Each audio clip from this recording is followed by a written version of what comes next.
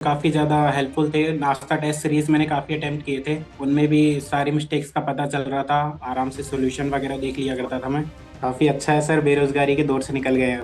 इसमें यही है सर, कंसिस्टेंसी मेंटेन रखनी बहुत ज़रूरी होती है। और अब जितनी क्या है, आगे आने वाली जितनी भी एग्जाम्स हैं उनमें डिफिकल्टी का लेवल बढ़ता जा रहा है। तो आपकी थ्योरी कंप्लीट नहीं है तो फिर टेस्ट सीरीज में जब मार्क्स देखते हैं तो डिप्रेशन में जाते हैं। जो भी लोग अभी सीएचओ की या नॉर्सेट की प्रिपरेशन कर रहे हैं उनके लिए कोई मैसेज आपकी तरफ से?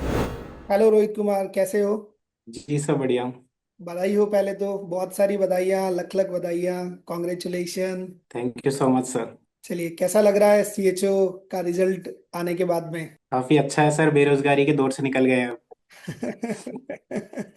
ये अच्छा कहा आपने, बेरोजगारी के दौर से निकल गए हैं, बढ़िया है। ये तो एक जी शुरुआत, सर। आगे आगे जो है वो अब बेरोजगारी नहीं देखने को मिलेगी। तो ये जी एक सर। वो स्टेज होती है ना, एक हर्डल था, वो आपने अब क्रॉस कर लिया है। तो अब आगे जो है वो सफलताएं मिलती जी है। सर। कॉन्फिडेंस बढ़ा कि नहीं बढ़ा आपको ये रिजल्ट देखने के बाद में? यस सर, अब आगे जितनी भी एग्जाम्स अटेम्प्ट होंगी उनमें कॉन्फिडेंस काफ़ी हाई रहेगा और चांसेस हैं कि अब इससे भी ज़्यादा बेटर हो पाए अगली एग्जाम्स में। Very good. यही रहता है, क्योंकि जनरली हर बार पेपर में ये एक स्टूडेंट फील करता है कि होगा या नहीं होगा, इतने सवाल कर रहा हूँ अब क्या होगा, नहीं हुआ तो फिर घर वाले ऐसे बोलेंगे, दोस्त ऐसा बोलेंगे। अब वो सीन नहीं रहेगा। जी सर। तो जी। ज्यादा जो है वो अच्छे से पेपर जो है परफॉर्म कर पाएंगे आप। जी सर। पहले यही था ना, एग्जाम में अगर फेल हो गए तो फिर वही जीरो लेवल पर आ जाएंगे।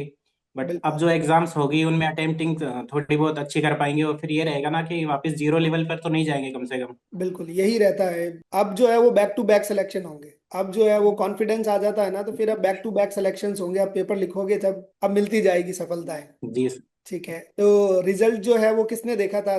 कि आपने ही देखा या घर वालों ने बताया, दोस्तों ने? नहीं सर, मेरा दोस्त है एक जो, उनने मेरे साथ ही में नर्सिंग करी थी, उन्होंने भी साथ में एग्जाम।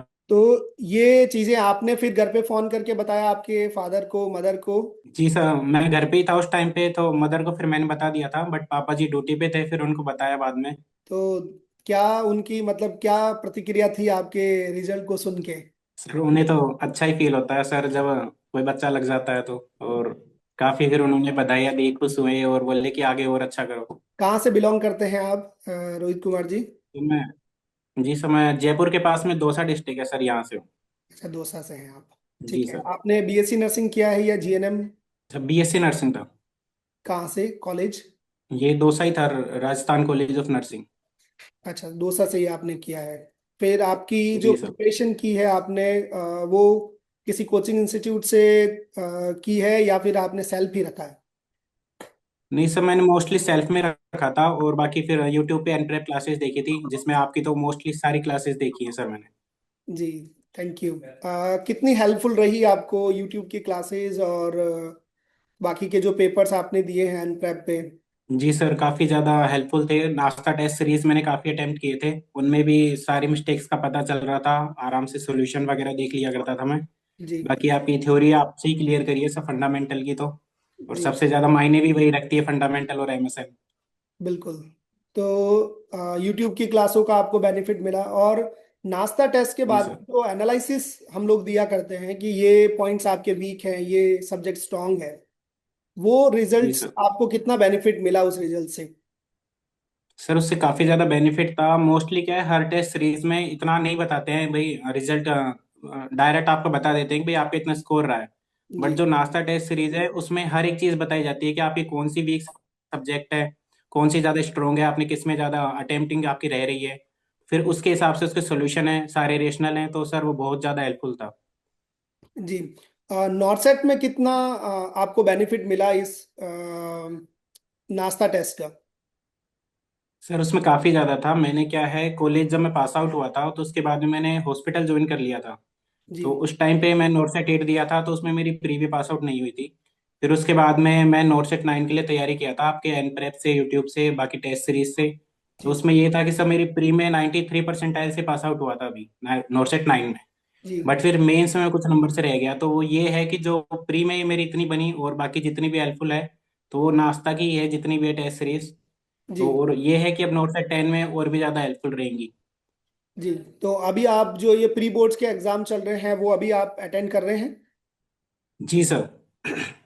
बढ़िया। तो यही सारी जो चीजें हैं, रोज का एक तो फ्री टेस्ट हम लोग दे रहे हैं ऐप पे, एक प्री बोर्ड्स हम जी टाइम सर। जो है वो शेड्यूल दे रहे हैं और एग्जाम करवा रहे हैं, तो ये सभी आपके लिए और ज्यादा फायदेमंद रहेंगे।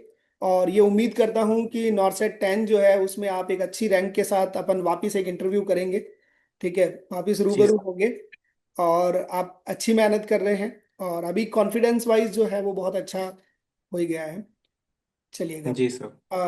आपने जो जो भी लोग अभी सीएचओ की या नॉर्सेट की प्रिपरेशन कर रहे हैं, उनके लिए कोई मैसेज आपकी तरफ से? इसमें यही है सर, कंसिस्टेंसी मेंटेन रखनी बहुत जरूरी होती है। और अब जितनी क्या है, आगे आने वाली जितनी भी एग्जाम्स हैं उनमें डिफिकल्टी का लेवल बढ़ता जा रहा है, तो थ्योरी के साथ जितना हो सके टेस्ट सीरीज दो, क्योंकि टेस्ट सीरीज ही बहुत ज्यादा मायने रखेगी अब आगे आने वाले टाइम में। तो टेस्ट सीरीज प्लस थ्योरी आपकी कंसिस्टेंसी बनी रहनी चाहिए, तो आराम से सिलेक्शन कोई बड़ी बात नहीं है सर, निकल जाएगा आराम। जी।